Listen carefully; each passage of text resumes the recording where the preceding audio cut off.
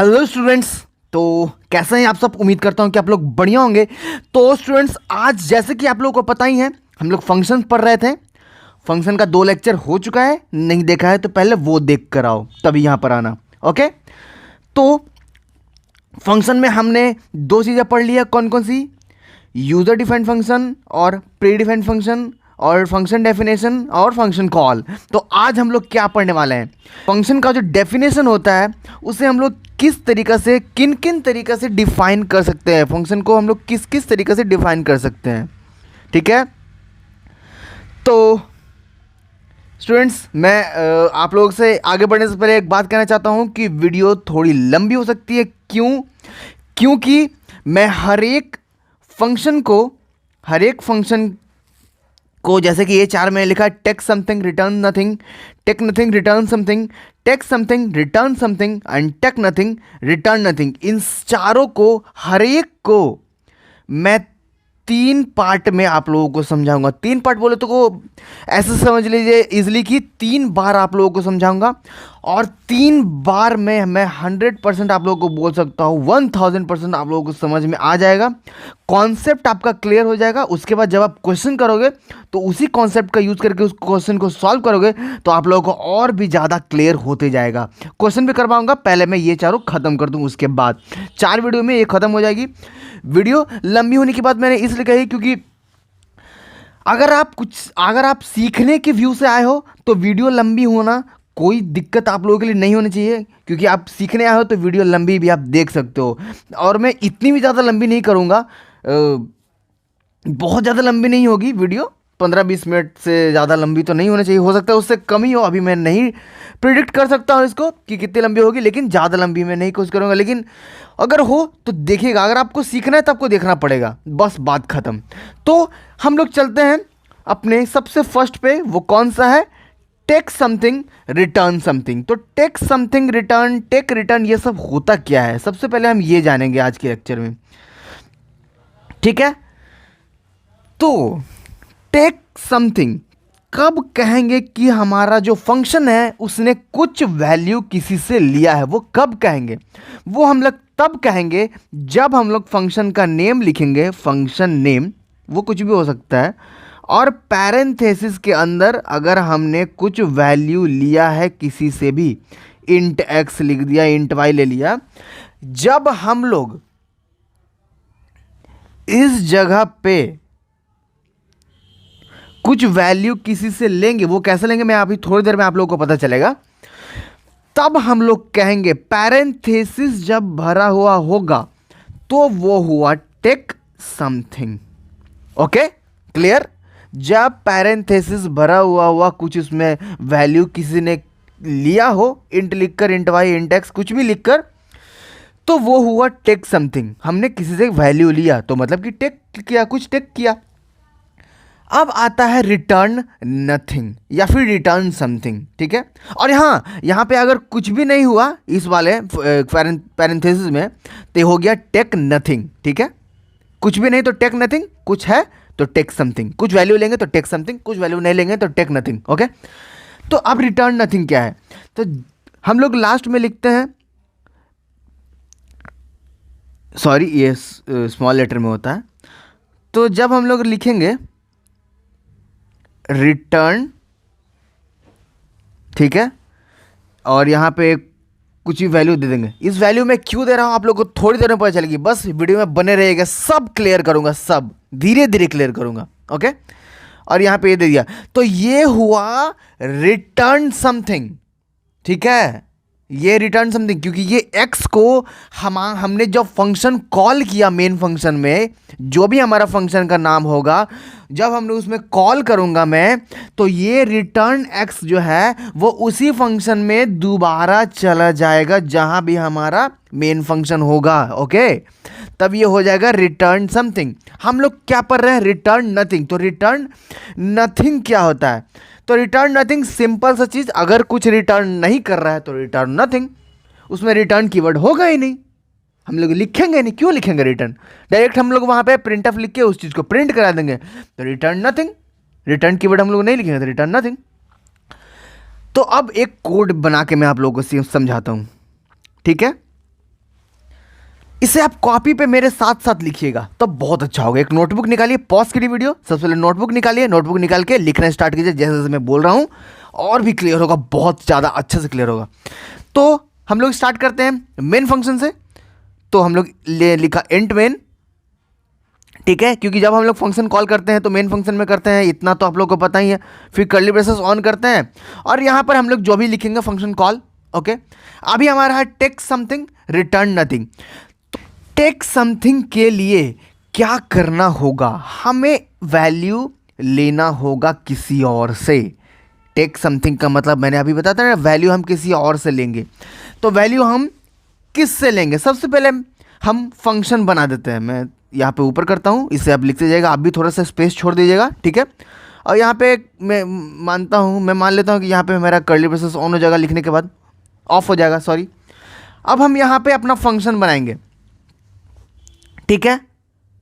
लिखेंगे void। एक बात ये भी आती है कि void क्यों लिख रहे हैं हम, अभी मैं बताता हूँ, सब बताऊँगा। मान लीजिए कि हमने ऐड नाम का फंक्शन बनाया, ठीक है। हमारा फंक्शन है टेक समथिंग का, ठीक है। टेक समथिंग का हमारा जब फंक्शन है तो हम लोग लिखेंगे टेक समथिंग। हमें ऐड करना है तो दो वैल्यू हमें चाहिए होगी, तो दो वैल्यू हम दो वेरिएबल में लेंगे। एक वेरिएबल x ले लेंगे, एक वेरिएबल इंट y दे देंगे। दोनों में इंटीजर वैल्यू हमें चाहिए, x और y दोनों में। तो हम लोग एक वेरिएबल x, एक वेरिएबल y, ठीक है। इन दोनों में मुझे वैल्यू किसी और से चाहिए, वो कैसे आएगी थोड़ी देर में पता चलेगी आप लोगों को, ओके। दो वेरिएबल हो गया, टेक समथिंग हो गया, पैरेंथेसिस भरा हुआ है, टेक समथिंग हुआ ना। पैरेंथेसिस में मैंने इंट x इंट y लिखा तो ये टेक समथिंग हुआ कि नहीं हुआ, ओके। टेक समथिंग हो गया ये। अब हम void क्यों लिखते हैं यहाँ पे, इसे कहते हैं रिटर्न टाइप। रिटर्न टाइप लिख लीजिएगा, क्या रिटर्न कर रहा है उसी के हिसाब से इसे लिखते हैं। अगर कुछ रिटर्न नहीं कर रहा है तो void। ये टेक नथिंग का हमारा है, ठीक है। हम लोग क्या पढ़ रहे हैं, रिटर्न नथिंग पढ़ रहे हैं। Take something return nothing, sorry मैंने गलत बोला था अभी थोड़ी देर पहले। रिटर्न नथिंग है तो कुछ भी जब रिटर्न नहीं करेगा जब भी, तो हम लोग void से स्टार्ट करेंगे, और जब कुछ भी रिटर्न करेगा तो हम लोग इंट से स्टार्ट करेंगे। अभी कुछ भी रिटर्न नहीं कर रहा है इसलिए हम लोग void से स्टार्ट कर रहे हैं। क्लियर? नहीं क्लियर हुआ तो फिर से देख लेना, अभी आगे और मैं समझाऊंगा, अब सब समझ में आएगा। ऐसा समझ लीजिए कि void लिखा है मतलब कि रिटर्न नथिंग है, ठीक है। उसके बाद यहाँ से हम अपना फंक्शन को डिफाइन करना है तो हम कर्ली ब्रेसेस ऑन करते हैं, ठीक है। किसी और से जब हमें वैल्यू मिलने वाला है तो हम लोग प्रिंटफ लिख के कोई भी वैल्यू नहीं लिखेंगे, डायरेक्टली हम लोग x और y को प्लस करा देंगे, ओके। हमें एक और वेरिएबल की ज़रूरत पड़ेगी प्लस कराने के लिए, तो हम लोग एक वेरिएबल कोई भी z ले लेते हैं, ओके।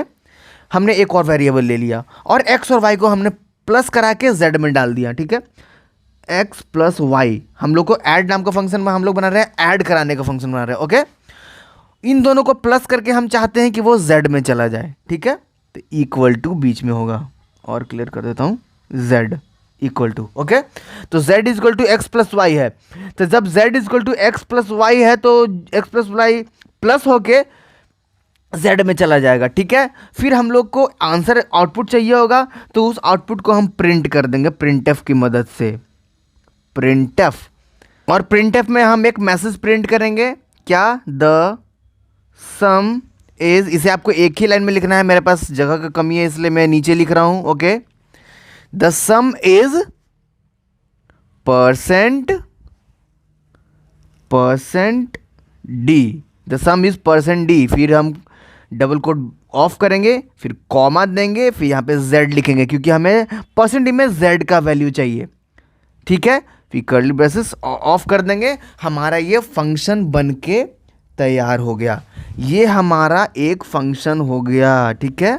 यहाँ से लेकर यहाँ तक ये हमारा एक फंक्शन हो गया, ओके।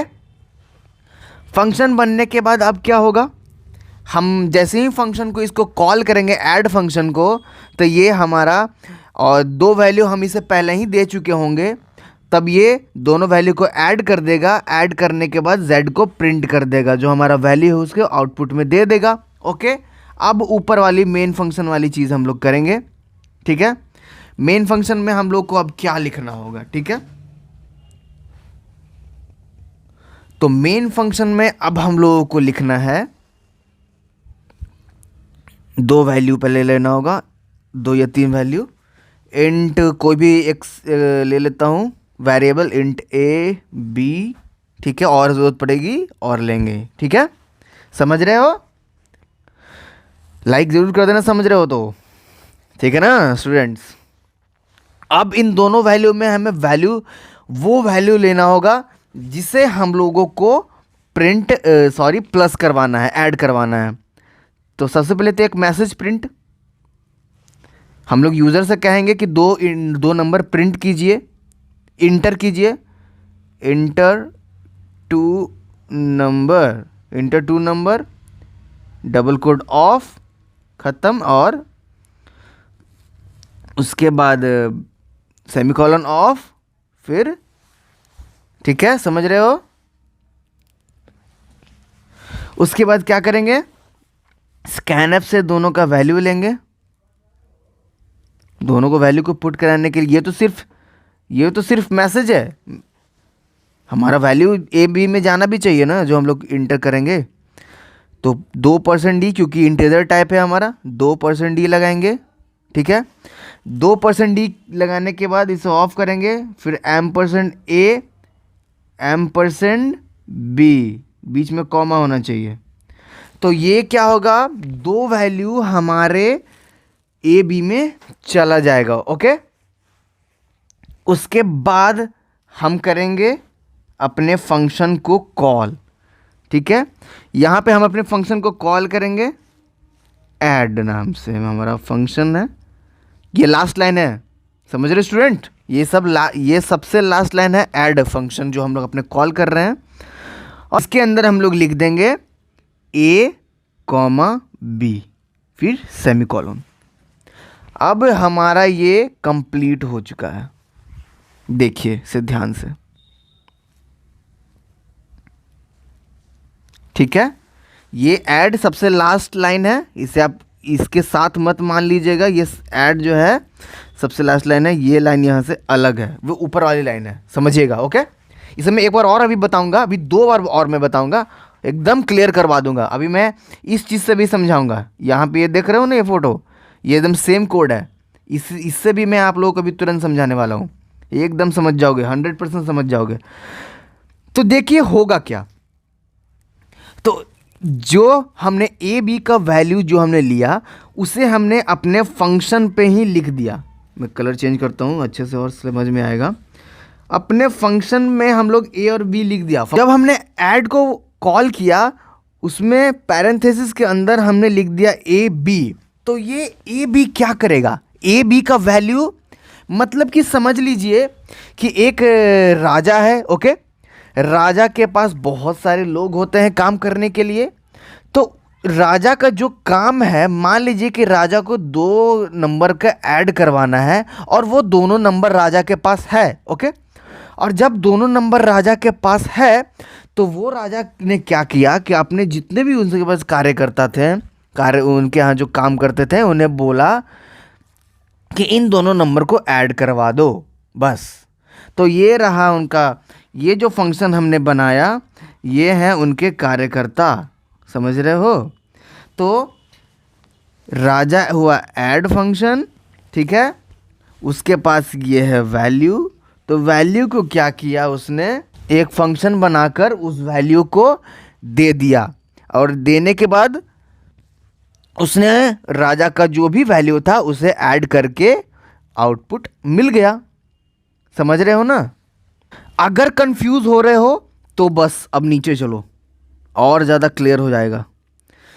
तो ये क्या है इससे समझते हैं अब हम लोग, ओके।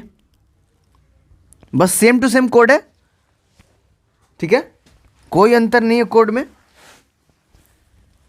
देख लो एकदम सेम टू सेम कोड है। बस इसमें अंतर यह है कि मैंने ए बी वेरिएबल ऊपर लिया है और एक्स वाई जेड नीचे लिया था। यहाँ पे एक्स वाई ऊपर है, जेड है ऊपर है और ए बी नीचे है, बस, नॉट इवन अंतर। बाकी सारी चीज़ें सेम है। जैसे कि मैंने बताया था, हमने राजा के पास 2 वैल्यू पहले ही से है, ओके। क्योंकि इसने पहले ही प्रिंट करवा लिया है, दो वैल्यू उसके पास पहले ही से है। जब यूज़र हम इनपुट करेंगे तो वो मान लीजिए कि वो वैल्यू चला गया राजा के पास और राजा को अब काम हो गया कि उसे ऐड करवाना है। तो उसने किसी और को बोला कि लो इसे ऐड करवाओ। तो जिसने उस तो ऐड कराने के लिए उसने क्या किया कि एक फंक्शन बनाया और फंक्शन में टेक समथिंग का फंक्शन बनाया। ओके, टेक समथिंग का जब फंक्शन बनाया तो राजा का जो वैल्यू था वो ऑटोमेटिकली जब फंक्शन कॉल हुआ तो वो ऑटोमेटिकली इस टेक समथिंग की वजह से उसने वैल्यू को ले लिया। उसका काम है राजा का बात मानना, उसने वैल्यू को लिया।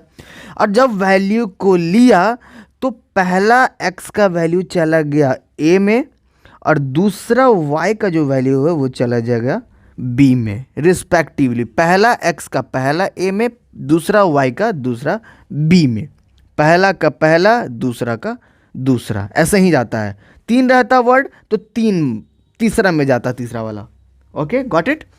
तो हुआ क्या, x का वैल्यू चला गया a में, y का वैल्यू चला गया b में। तो जो भी हमने इनपुट किया हो, यहाँ पे स्कैनफ जब है तो हमने 2 नंबर इनपुट किया होगा। मान लीजिए कि x का वैल्यू हमने इनपुट किया हो 10, y का वैल्यू इनपुट किया हो 20। बस एज्यूम कीजिए, ठीक है, ऐसा हमने इनपुट किया हो मान लीजिए।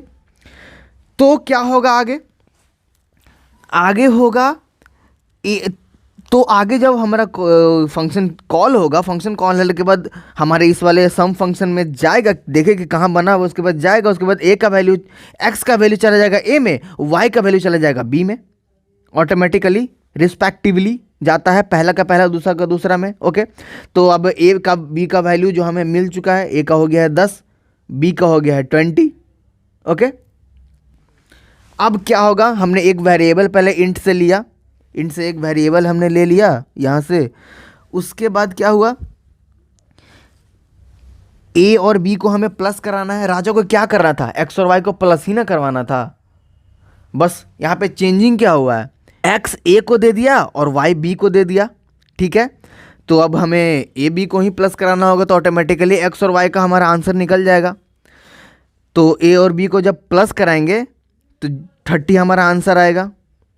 30 हमने यहाँ पे लिखा, लेकिन क्या है, s is equal to a plus b. तो जो a प्लस बी हो के आएगा वो चला जाएगा s में। s में जाने के बाद s का हमारा वैल्यू हो गया है अब 30, ठीक है। तो अब लास्टली हमें क्या करेंगे कि जब तक हम लोग उस वैल्यू को प्रिंट नहीं कराएंगे तो राजा के पास वो वैल्यू पहुँचेगा नहीं, दिखेगा नहीं, मतलब आउटपुट नहीं आएगी तो राजा का वैल्यू दिखेगा कैसे। तो आउटपुट आएगा कैसे, हम लोग प्रिंटफ का यूज़ करके %d में s का वैल्यू हमें प्रिंट कर देंगे। ये तो एज इट इज़ हमारा मैसेज है, द सम इज़ 30, ये हमारा आउटपुट आएगा। गॉट इट, समझे, take something return nothing. Okay, अब हम लोग नेक्स्ट हम लोग पढ़ने वाले हैं, नेक्स्ट लेक्चर में हम लोग पढ़ेंगे take nothing return something. Same code से, रिटर्न कीवर्ड से सेम आउटपुट आएगा। कैसे आएगा वो नेक्स्ट वीडियो में। अभी लेकिन वीडियो खत्म नहीं हुई है, अभी हम लोग क्या करेंगे, इसे कोड में समझेंगे। देव C++ में इस सेम चीज को कोडिंग से लाइव समझाऊंगा। अब मैंने बोला था ना कि 3 बार समझाऊंगा, नहीं कैसा समझ में आएगा। ऐसा हो नहीं सकता कि कोडिंग का नशा समझाए, कोडिंग का नशा टीम का कोई भी वीडियो हो अगर समझाए और समझ में ना आए, ऐसा होने वाला नहीं है। अगर नहीं समझ में आ रहा है तो हो सकता है कि आप लोग ध्यान से नहीं देख रहे हो। प्लीज़ ध्यान से देखिए, मैं बार बार बोलता हूँ, बिना स्किप किए हुए ध्यान से देखा कीजिए वीडियो। ओके, अब मैं चलता हूँ देव C++ में आप लोगों को लेकर, और वहाँ पे हम लोग एक बार कोड करके लाइव सीखते हैं। सब हम लोग आ गए हैं देव C++ में। अब उसी कोडिंग को हम लोग लाइन बाय लाइन समझेंगे, लाइव समझेंगे, कोड करके समझेंगे। आप लोग भी अगर लैपटॉप साथ में ले सकते हो तो लीजिए, नहीं तो देखने के बाद प्रैक्टिस ज़रूर कर लीजिएगा। और जो भी मैं बताया हूँ अभी तक और जो मैं बता रहा हूँ सबको मेन पॉइंट को लिखते जाएगा। जो भी मैं नया चीज़ बोलूँ उसको तुरंत लिख लीजिए, बाद में काम आएगी, ठीक है। सबसे पहले हेडर फाइल लिख लेते हैं।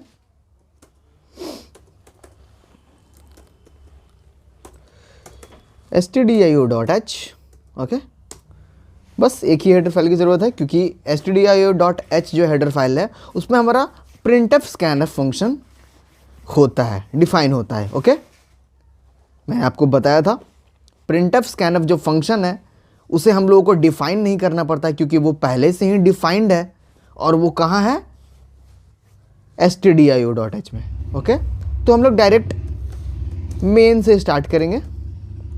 ठीक है, मेन का बॉडी बनाएंगे और मेन की बॉडी का चीज़ बाद में। ठीक है, हमारा टेक समथिंग का है तो हम लोग अभी भी कर सकते हैं क्योंकि टेक समथिंग है तो हमें पहले से ही कोई वैल्यू, जैसे कि राजा का मैंने एग्जांपल दिया था तो कोई वैल्यू राजा के पास पहले से ही होना चाहिए। ओके, तो मान लीजिए कुछ वेरिएबल्स पहले चाहिए होंगे। मैं ए ले लेता हूँ और एक और ले लेता हूँ, बी ले लेता हूँ और एक और सी ले लेता हूँ, बस। ठीक है, और हम एक सबसे पहले राजा एक अनाउंसमेंट करेगा, राजा के पास नंबर आएगा। सॉरी, अनाउंसमेंट नहीं करेंगे राजा जी, अनाउंसमेंट करेंगे। हमारे कौन से राजा होंगे, महाराणा प्रताप। ओके, तो हमारे महाराणा प्रताप जी, हमारे राजा महाराणा प्रताप के पास 2 नंबर आएगा कहीं से,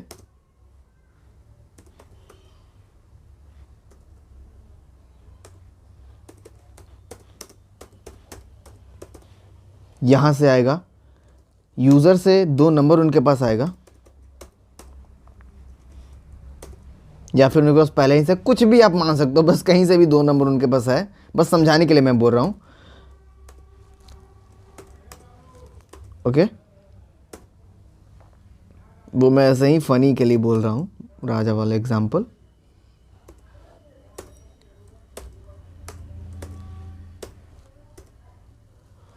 इतना से क्या होगा, जब हमारा मेन फंक्शन में कोड चलेगा तो सबसे पहले हमारा मैसेज प्रिंट होगा इंटर 2 नंबर, प्रिंट एफ की वजह से। ओके, इंटर 2 नंबर के जब मैसेज प्रिंट होगा तो हम समझ जाएंगे, मैं समझ जाऊंगा या फिर यूज़र कोई भी वो समझ जाएगा कि 2 नंबर हमें इंटर करने होंगे, तब हम लोग 2 नंबर का ऐड कर पाएंगे। ओके, तो स्कैनफ क्या करेगा कि उन दोनों नंबर को, जो भी नंबर होंगे, एक को ए में डाल देगा और एक नंबर को बी में डाल देगा एड्रेस की वजह से। ये यहाँ पहुँच जाएगा, ए का वैल्यू जो भी हो जाएगा, डी बी का वैल्यू जो भी इंटर करेगा वो हो जाएगा। ओके, उसके बाद इन दोनों नंबर को ऐड करना है। उसके लिए राजा जी ने काम दे दिया है, महाराणा प्रताप ने किसी को भी काम दे दिया है।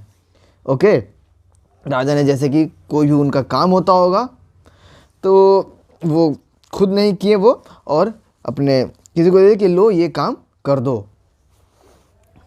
और एक और बात, जब राजा जी ने काम दिया उस इंसान को और तो उसे एक ये दे दिया, मतलब कि एक कंडीशन दे दिया कि टेक समथिंग और रिटर्न नथिंग से ही आपको इस काम को करना है। तो जब उसने सोचा कि हाँ ये हो सकता है कि नहीं, तो उसने बोला कि हाँ हो जाएगा। तो कैसे होगा, अब वो करेगा। तो जैसे ही उसने सोचा कि अच्छा टेक समथिंग रिटर्न नथिंग है, तो टेक जब रिटर्न नथिंग होता है तो होता है वॉइड से स्टार्ट होता है, क्योंकि कुछ भी रिटर्न नहीं कर रहा है। तो रिटर्न टाइप हमारा हो गया वॉइड, ज़ीरो, नल, वॉइड हो गया, हम लोग वॉइड लिखेंगे। फिर एक फंक्शन उसने बनाया ऐड नाम से। ठीक है, ऐड में उन्होंने दे दिया 2 वेरिएबल्स, इंट एक्स दे दिया, दूसरा दे दिया इंट वाई। ठीक है, 2 वेरिएबल उन्होंने दे दिया।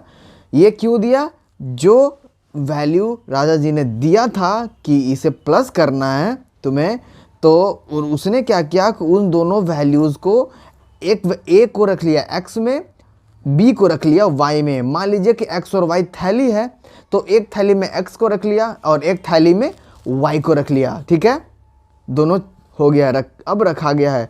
अब इसकी बॉडी हम बनाएंगे, बॉडी के अंदर इसकी अब काम करेंगे। टेक समथिंग है तो हमें वैल्यू पहले ही से मिला हुआ है, तो वैल्यू अब किसी से भी इनपुट करने की ज़रूरत है नहीं, वो पहले ही मेरे पास वैल्यू है, हमने पहले ही इनपुट करवा चुका हूँ मैं। ठीक है, अब क्या होगा कि एक और वेरिएबल हम लेंगे सबसे पहले z, इसकी ज़रूरत पड़ेगी, क्यों पड़ेगी अभी पता चलेगा। अभी करना क्या है उस इंसान को जिन्हें राजा जी ने काम दिया है। ठीक है, उसे क्या करना है, x और y को प्लस करना है। करना तो a और b को था, लेकिन उसने एक को x में और एक को y में दे दिया है, तो वो क्या करेगा, x और y को प्लस करेगा तो a और b ऑटोमेटिकली प्लस हो जाएगा। तो उसे क्या करना है, x प्लस y, x और y को प्लस करना है। तो एक्स और वाई को प्लस करने के बाद क्या हो रहा था कि वो नंबर थोड़ा मतलब वो चीज़ बड़ा हो जा रहा था, या फिर वो नंबर बड़ा हो जा रहा था, उसे रखने के लिए एक बड़ी सी थाली चाहिए। तो उसने इसलिए z वेरिएबल लिया यहाँ पे, ठीक है, उसने ये z वेरिएबल लिया और z वेरिएबल में उसने उन दोनों को रख दिया, ठीक है। और तो वो बड़ा चीज़ था, बड़ा थैली था, तो वो भारी भी था। तो उसने प्रिंटफ की मदद से क्या किया कि उसने प्रिंटफ को मान लीजिए एक कुछ भी चीज़ पहुंचाने वाला चीज़ जो भारी चीज़ों को लेकर जाता है, तो प्रिंटफ की मदद से the some is % d z।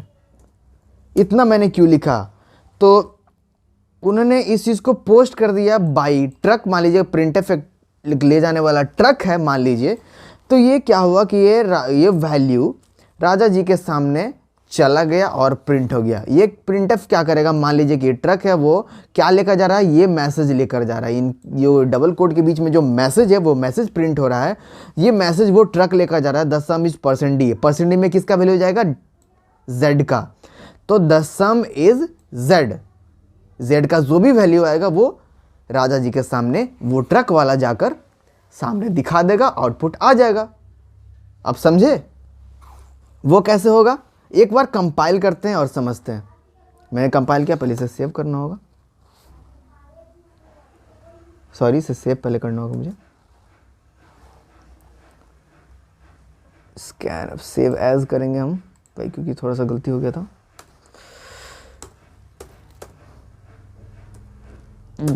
.c okay, compile. यहाँ पे कुछ गलत बता, ओ सॉरी मैंने यहाँ पे सेमीकोलन लगाना मैं भूल गया था प्रिंटफ के बाद। अब चल जाएगा। थोड़ी थोड़ी चीज़ें भी देखो क्या हो जाता है। अब देखिए हुआ क्या, अब हम इसे लाइन बाय लाइन समझते हैं।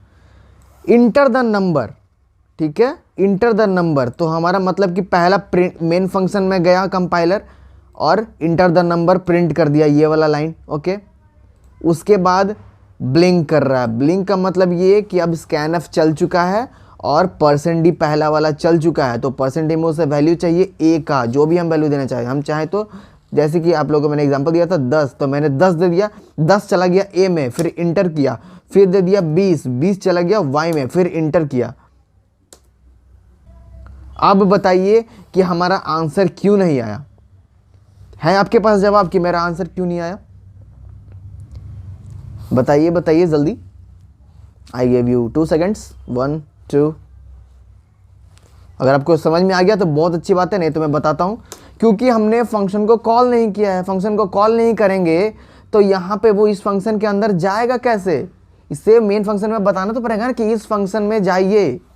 तो हमने फंक्शन को कॉल किया ऐड, ओके, समझे। ऐड में क्या लिखा, a, b, फिर सेमीकोलन से ऑफ कर दिया।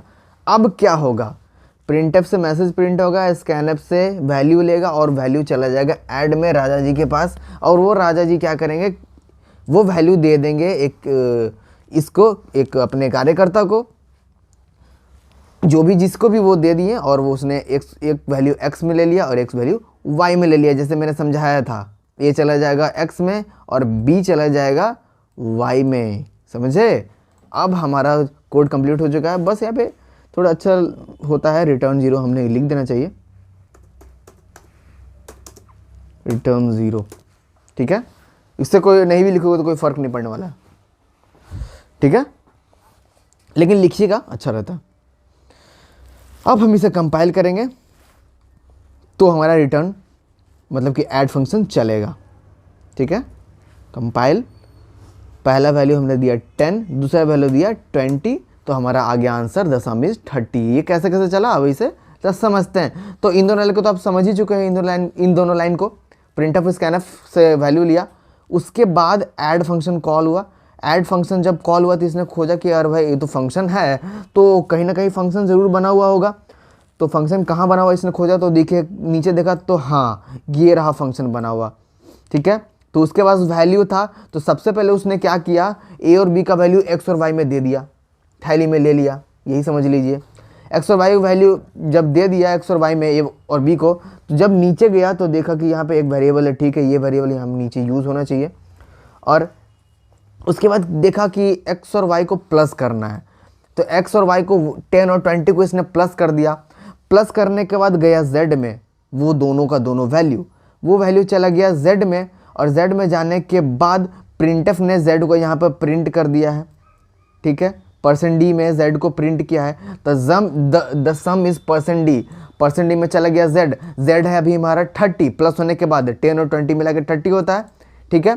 तो जब 30 है तो द सम इज 30 आया हमारे यहाँ पे, देख रहे हो ना 30 आया ना, तो द सम इज %d की जगह 30 आ गया, काम खत्म हो गया हमारा take something return nothing complete.